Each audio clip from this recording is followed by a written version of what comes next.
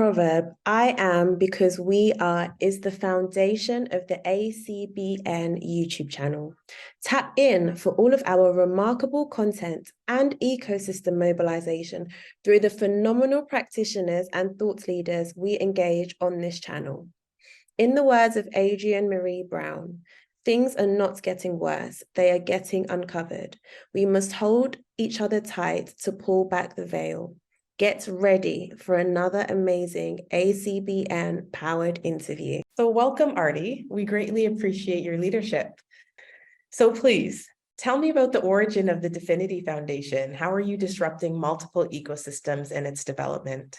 Thank you, Sarah, for the question. So Definity actually started it was seeded by the proceeds from the demutualization of what was then known as economical insurance, which is now Definity Insurance. And economical was a cooperative. And in 2018, Definity was created as part of the agreement to demutualize economical, where they set aside $100 million of the proceeds from the demutualization, which was then to create this foundation. So it lay dormant until 2021, which is when the demutualization happened, which is when I was hired to start in February 2022.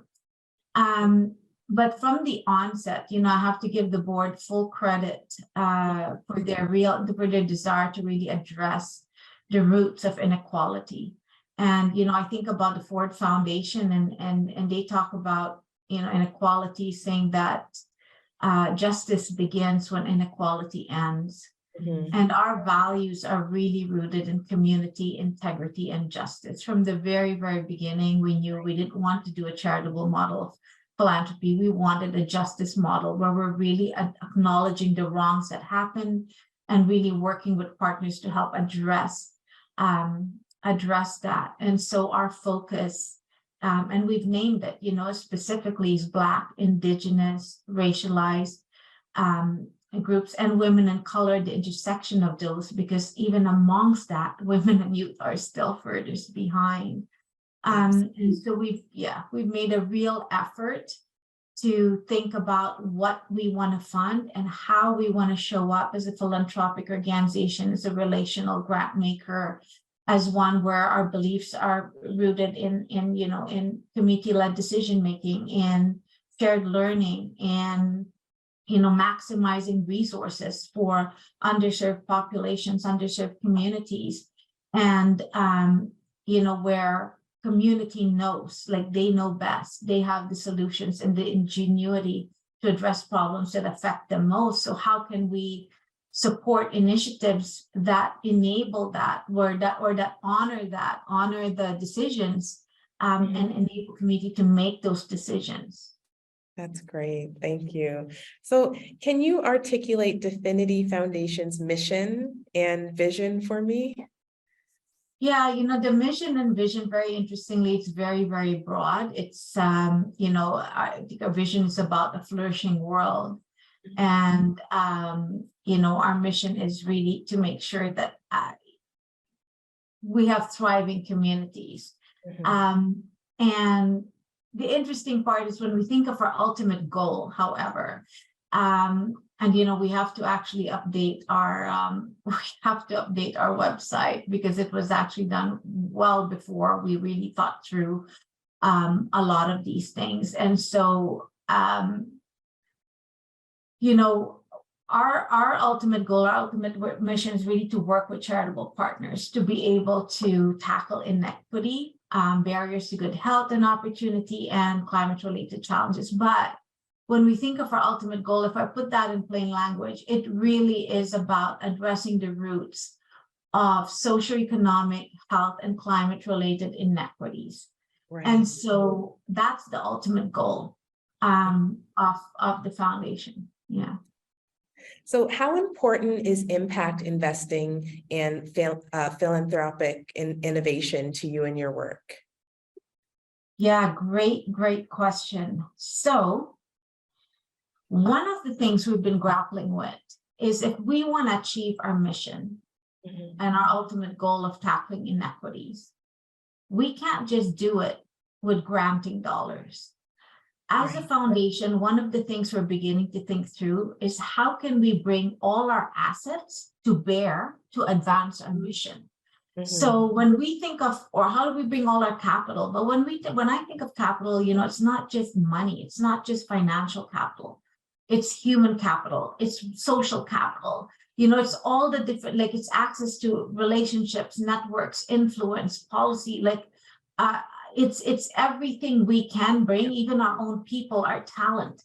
How do we bring that to bear? And, impact investing is obviously one part of that, which is an important part, because we want to make sure that everything we have, all our resources, that we're viewing this holistically. We're not a grant maker or philanthropic organization that has a small bucket of grant making and that's going to achieve our mission. We're a philanthropic organization whose purpose is to tackle inequities. And if that's the case, everything from all the money we have to the people, the talent, the influence, the resources, our spaces, even like how do we use our space in a different way? How do we use everything to achieve our mission?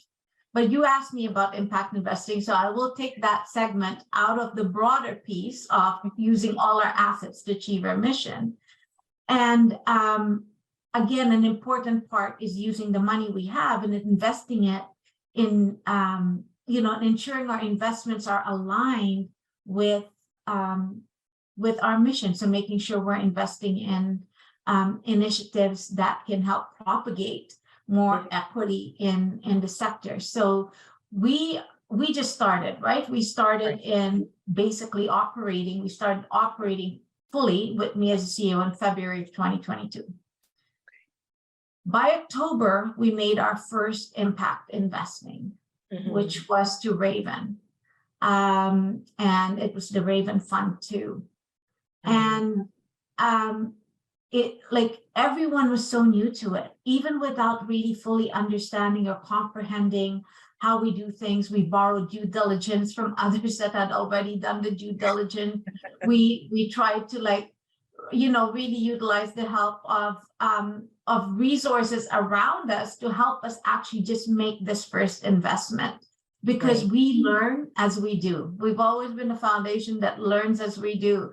So even when we started grant making, we put the things out there. We put our application out there and said, look, if you have any feedback, let us know. We're just learning as we do.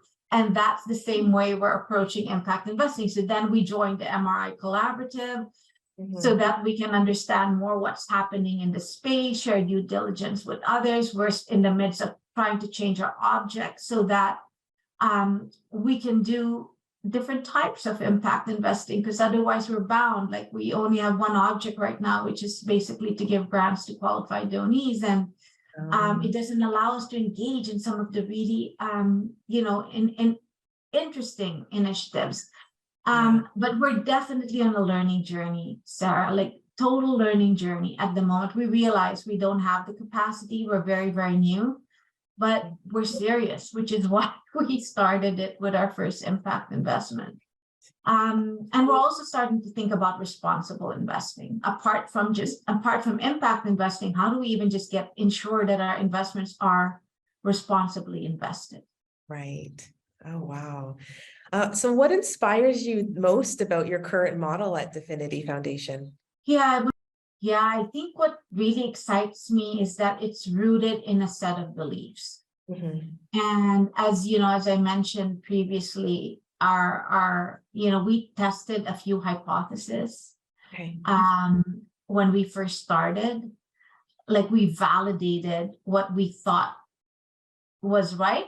For example, if a hypothesis is to take a racial equity lens to our work, enabling us to target our efforts to particular groups and systems that are failing the most, and for whom the impacts are most inequitable. In order to do that, we need to take a racial equity lens to our work. So meaning, if we want to target our efforts on the needs of groups that are most underserved and for whom the impacts are most inequitable, then we need to take a racial equity lens to our work. So that's one hypothesis we tested, right?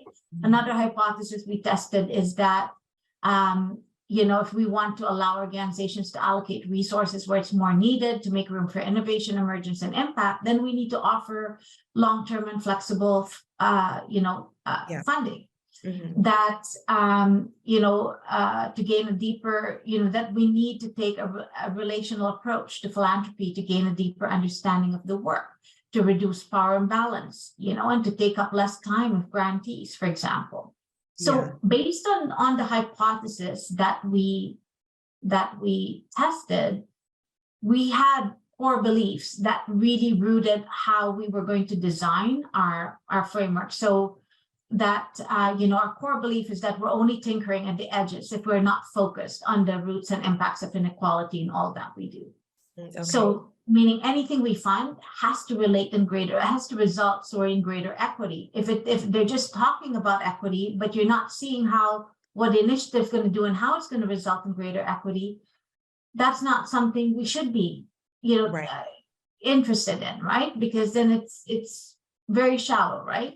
That we're going to maintain close, respectful, and active relationships with partners and grantees, through engaged philanthropy. I mentioned about flexible funding that, we can have greater impact by working collaboratively with like-minded foundations, because it requires a lot of resources that we can bring to bear. But also by doing that, working collaboratively with like-minded foundations, we can ensure that more money is flowing to groups that need it the most, right? Equity deserving groups, and that the brilliance and ingenuity required for change exists in communities. And continuous learning is a core belief of us, that we must really be intentionally listening and courageously doing, not being afraid to adapt, which is why we learn, we ask people, and then we iterate. And that's been our approach. But in terms of that's been our approach as a foundation. And in terms of our grant making, our approach is really to partner with funder, community collectives, intermediaries to address those disparities, because they can reach the groups that we can't reach on our own. If we were to do one by one project funding, it's going to be like a faucet dripping. But if we funded deep and funded heavily collectives, intermediaries, etc., to provide grants, capacity building, shared learning, to have components of community leadership, policy advocacy, field building, grassroots mobilization, their reach, their scope, their ability to get the work done would go much further along than if we tried to do it.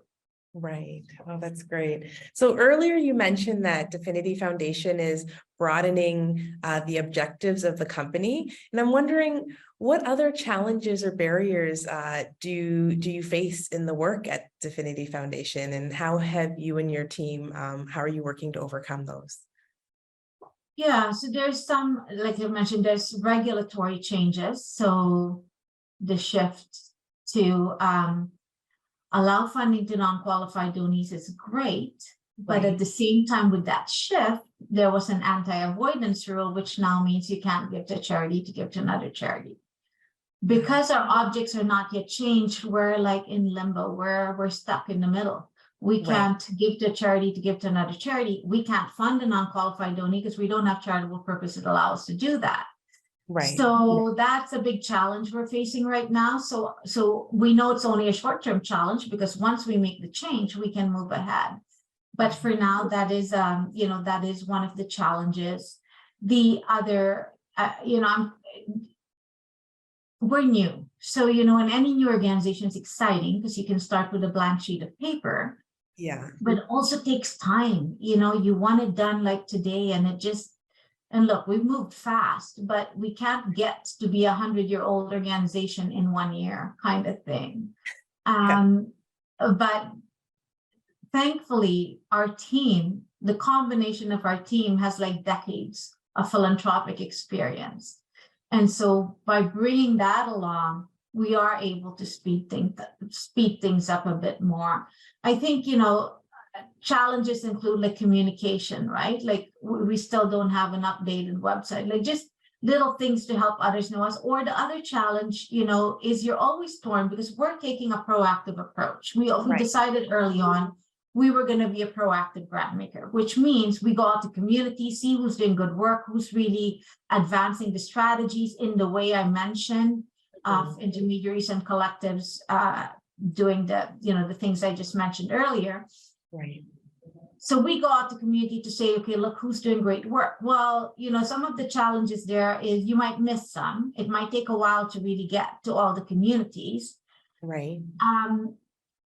The other downside is people will be like, well, how come you don't have an open call?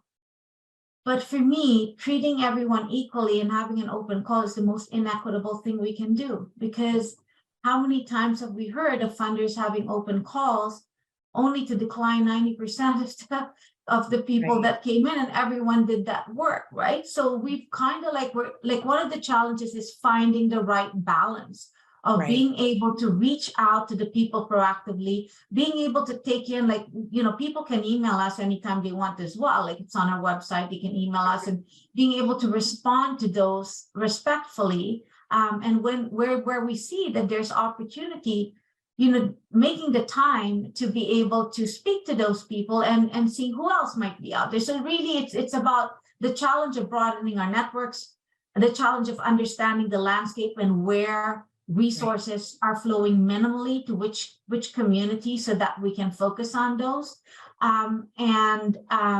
The challenge of, like I said, just the criticism and optics of not having an open call. Right. Absolutely. So how do you feel about the future of impact investing and philanthropy in Canada? Listen, I'm really, really hopeful, because more and more there's a lot of traction on impact investing. So, in spirit, 100% impact investing. McConnell just announced towards 100% of impact investing.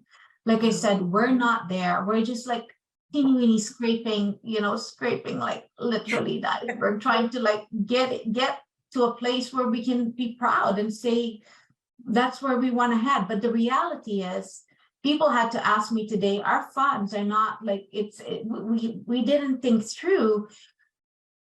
When we started, the funds were in the bank. We just had to get them invested. It was taking too long. So it took 6 months. We just put it somewhere. We just said, okay, we're going to invest it. There was a lot of thought, obviously, in terms of our investment policy statement, etc.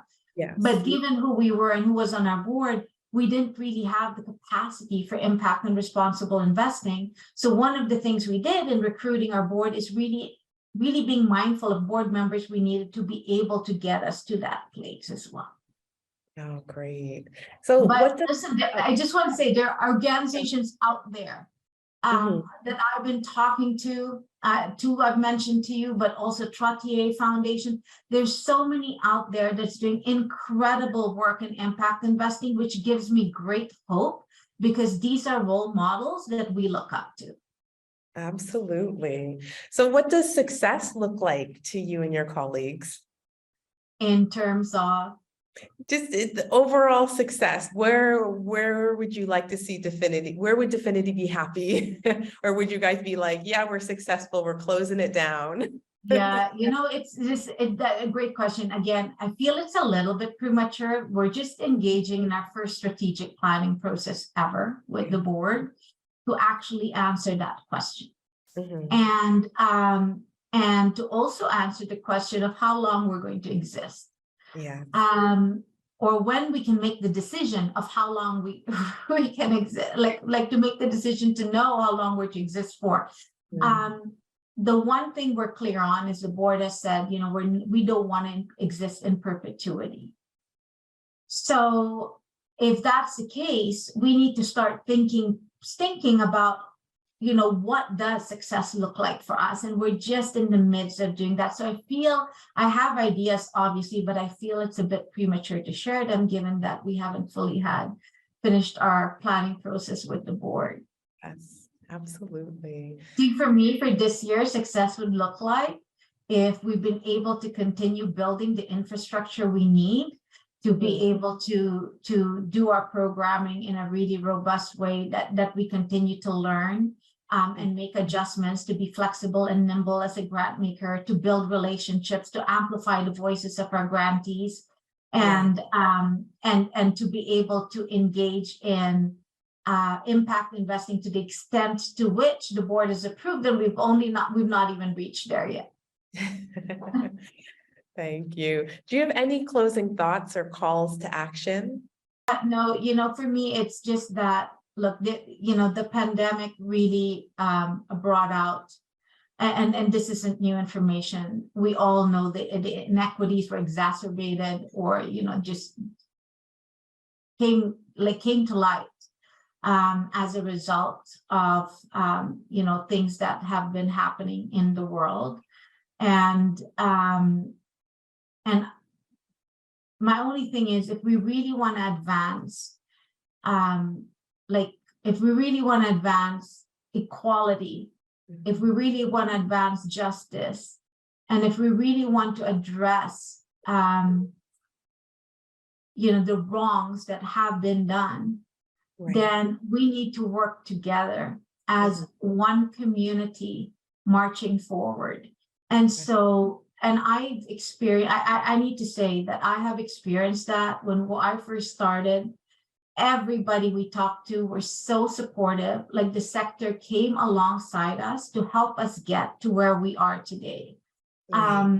Just helped us develop with our community investment framework. We're very generous with their time, their resources, their templates, like anything we needed, like even just thinking through the strategy, anything we needed. Like, we spoke to over 50 to 60 sector leaders, both in the philanthropic space, intermediaries, nonprofit space, and we were so humbled and honored by the generosity in which we were embraced. Like, people were generous with everything, and I just want to say, if we're like that together for every issue, we're going to be making headway in a lot of areas, because none of us can work alone. As I always say, the days of the lone wolf are over. Like, we have to work together in order to advance issues we deeply care about. Yeah. Oh, that's a wonderful note to leave this on. Thank you so much. We appreciate your time and your remarkable leadership, Arti. Thanks, Sarah. And if I might add one more last thing. Absolutely. I just to acknowledge that we're part of an ecosystem. We're in the philanthropic space. Our approach is one part, is how we've decided to play in this ecosystem. I just want to say that, a lot of people are like, oh, you guys do things different, or, it's so great. It's not right or wrong. It's not like, I want to acknowledge that all of us in the ecosystem are taking different positions and places and spaces, and that it's all equally important, because the one-off grants to relieve, what do you call it? Oh my gosh, I'm losing my words, but one-off grants to, when you get hurricanes, or you get things like that happen, like you need immediate relief. You need immediate relief. That's just as important as funding projects on the ground, which is just as important as systems change work. It's just as important as collective. All I want to acknowledge is we're part of the same ecosystem. We're all chipping at it differently, but collectively, we're all making progress towards the mission that we want to achieve. Absolutely. Thanks again, Arti. It was wonderful to speak with you. All right. Well, thank you very much, Sarah.